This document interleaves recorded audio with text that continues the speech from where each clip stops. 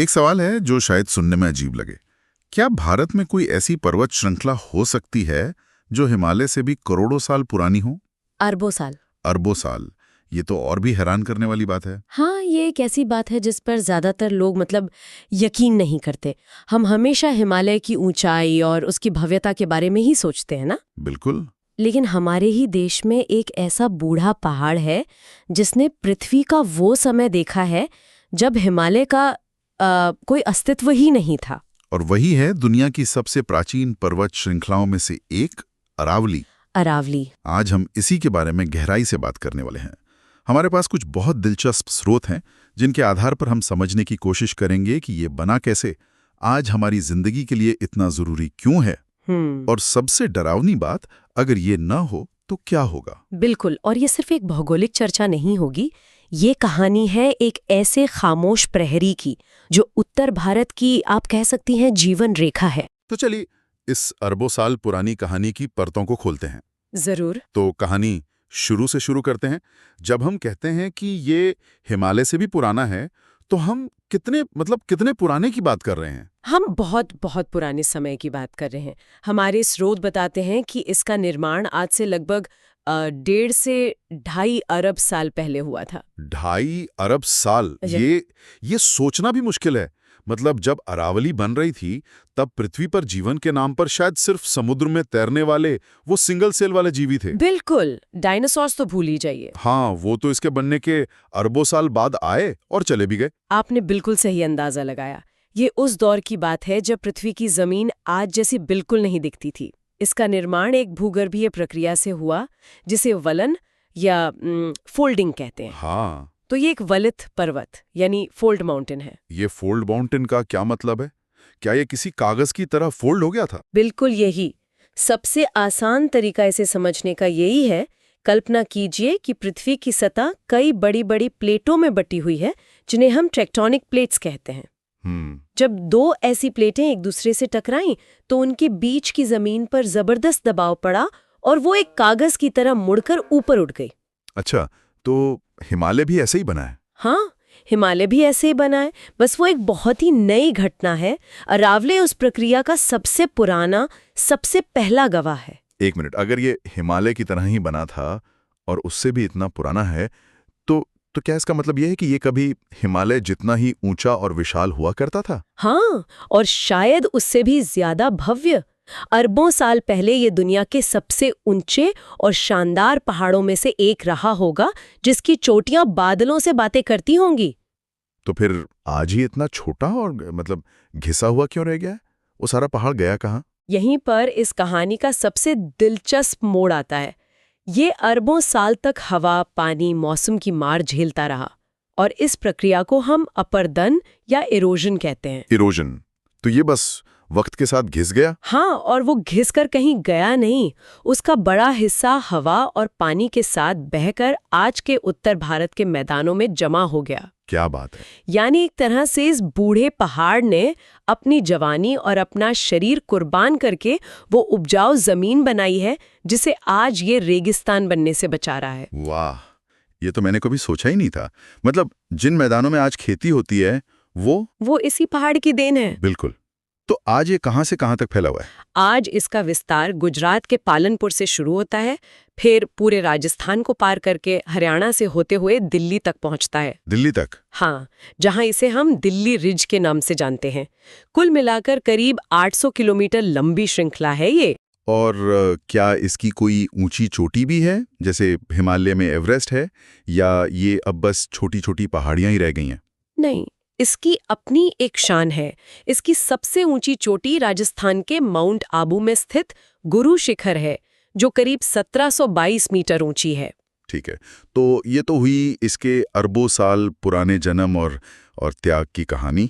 लेकिन आज की तारीख में इस घिसे पिटे बूढ़े से दिखने वाले पहाड़ की हमारे लिए इतनी अहमियत क्यों है? मुझे लगता है इसका सबसे बड़ा काम तो वो है जो हमें शायद रोज दिखाई भी नहीं देता, रेगिस्तान को रोकना। आपने बिल्कुल सही नब्ज पकड़ी है। ये इसका सबसे महत्वपूर्ण और शायद सबसे गुमनाम काम है। अरावली थार के रेगिस्तान और पूर्वी भारत के उपजाऊ मैदानों के बीच एक दीवार की तरह खड़ी है। एक दीवार? हाँ, ये गर्म और रेतीली हवाओं को पूरब की ओर बढ़ने से रोकती है, जिससे हरियाणा, दिल्ली और पश्चिमी उत्तर प्रदेश का इलाका मरुस्थल बनने से बचा हुआ है। मतलब अगर ये दीवार ना हो तो रेगिस्तान की रेत हमारे दरवाजों पर दस्तक दे रही होती। बना किसी शक के। तो ये एक विशाल प्रहरी है जो चुपचाप रेगिस्तान को उसकी हदों में बिल्कुल, एक प्राकृतिक दीवार। हाँ, एक दीवार की तरह रखे हुए है। लेकिन मैंने सुना है कि ये मौसम पर भी असर डालता है। अब इतनी कम ऊंचाई होने के बावजूद ये बारिश कैसे करवा सकता है? ये भूगोल का एक बहुत ही रोचक पहलू है। जब दक्षिण पश्चिम से मानसून की नमी वाली हवाएं आती हैं, तो अरावली उनके रास्ते में आ जाती है। भले ही ये बहुत ऊंची ना हो, लेकिन ये उन हवाओं को ऊपर उठने के लिए मजबूर कर देती है। जैसे ही हवाएं ऊपर उठती हैं, वे ठंडी होती हैं और उनकी नमी बादलों में बदलकर बारिश कर देती है। अच्छा। इसी वजह से राजस्थान के दक्षिणी और पूर्वी हिस्सों में कुछ वर्षा हो पाती है। तो ये हवाओं को रोककर उनसे एक तरह से पानी निचोड़ लेता है। और बात सिर्फ बारिश तक ही तो सीमित नहीं होगी, है ना? बिल्कुल नहीं। जहां पहाड़ और बारिश हों, वहां से नदियां भी निकलती होंगी। बिल्कुल, ये सिर्फ बारिश करवाता नहीं, बल्कि उस पानी को सहेजता भी है। लूनी, बनास और साबरमती जैसी कई महत्वपूर्ण नदियां अरावली से ही निकलती हैं। और इससे भी जरूरी बात, इसकी चट्टानों और जंगलों की बनावट ऐसी है कि ये बारिश के पानी को एक स्पंज की तरह सोख लेती है। इससे हमारा भूजल यानी ग्राउंड वाटर रिचार्ज होता है। और ये दिल्ली एनसीआर जैसे इलाकों के लिए तो किसी वरदान से कम नहीं होगा। बिल्कुल, जहां पानी की मांग हमेशा बनी रहती है। यहाँ एक और दिलचस्प विरोधाभास भी है। हमारे स्रोत बताते हैं कि यही पहाड़ तांबा, जस्ता और संगमरमर जैसे कीमती खनिजों से भरा है, जो हमारी अर्थव्यवस्था के लिए जरूरी हैं। और यहीं इसकी सबसे बड़ी त्रासदी छिपी है। अच्छा। जो चीज इसे आर्थिक रूप से इतना मूल्यवान बनाती है, यानी खनन, वही इसके अस्तित्व के लिए सबसे बड़ा खतरा भी है।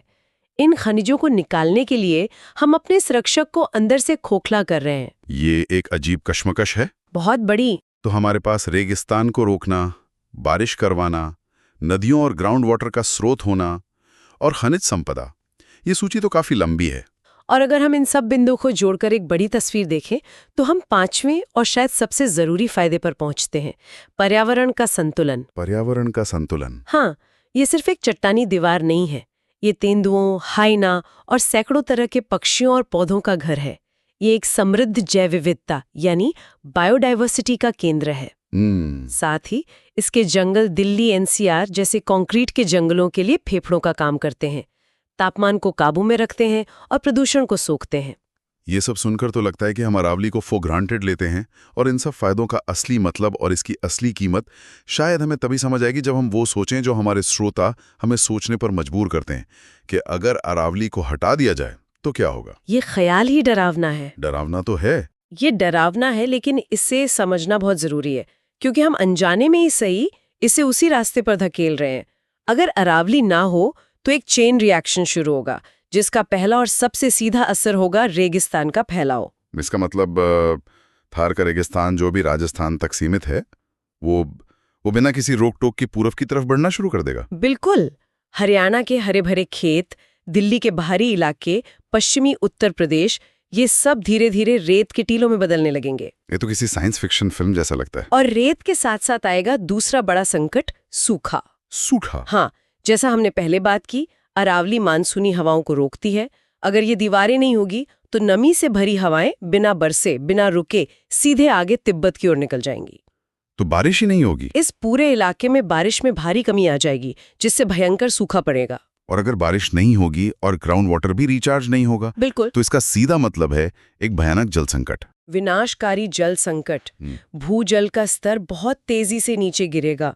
आज हम जो बोरवेल और ट्यूबवेल इस्तेमाल कर रहे हैं, वो सब सूख जाएंगे। बाप रे। और जो नदियां यहाँ से निकलती हैं, जैसे बनास और साबरमती, उनका अस्तित्व ही खतरे में पड़ जाएगा। वो या तो सिर्फ बरसात में बहने वाली नदियां बनकर रह जाएंगी, या शायद पूरी तरह से खत्म हो जाएंगी। मतलब पीने के पानी के लिए त्राहिमाम मचाएगा। बिल्कुल। ये तो किसी बुरे सपने जैसा लगता है। पानी नहीं, बारिश नहीं और चारों तरफ फैलती हुई रेत। इसका पर्यावरण और वहां रहने वाले जीव जंतुओं पर क्या असर पड़ेगा? पर्यावरण का पूरा संतुलन ही ढह जाएगा। जब जंगल और पहाड़ी नहीं रहेंगे, तो वहां रहने वाले जीव जंतु और वनस्पतियां कहाँ जाएंगी? कहीं नहीं। पूरी की पूरी बायोडायवर्सिटी खत्म हो जाएगी। इसके अलावा हरियाली के खत्म होने से गर्मी और प्रदूषण में भयानक बढ़ोतरी होगी।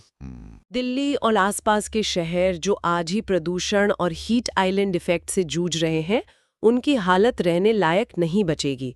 गर्मियों में तापमान शायद 50 डिग्री सेल्सियस को भी पार कर जाए। और इन सब का सीधा और सबसे भयानक असर हम इंसानों पर पड़ेगा। यकीनन। खेती पूरी तरह बर्बाद हो जाएगी, पीने के पानी का संकट हमारी रोज की सच्चाई बन जाएगा और लोगों को बड़े पैमाने पर इन इलाकों से पलायन करना पड़ेगा। बिल्कुल, ये सिर्फ एक पर्यावरणीय संकट नहीं होगा, बल्कि ये एक बहुत बड़ा मानवीय और आर्थिक संकट बन जाएगा। हमारे स्रोत में एक बहुत सीधी और स्पष्ट तुलना की गई है जो इस पूरी स्थिति को शीशे की तरह साफ कर देती है। हाँ, वो हमें दिखाती है कि हम किस दौराहे पर खड़े हैं। बिल्कुल, उसे एक बार देखते हैं। अगर हम दोनों स्थितियों को आमने सामने रखें तो तस्वीर बिल्कुल साफ हो जाती है।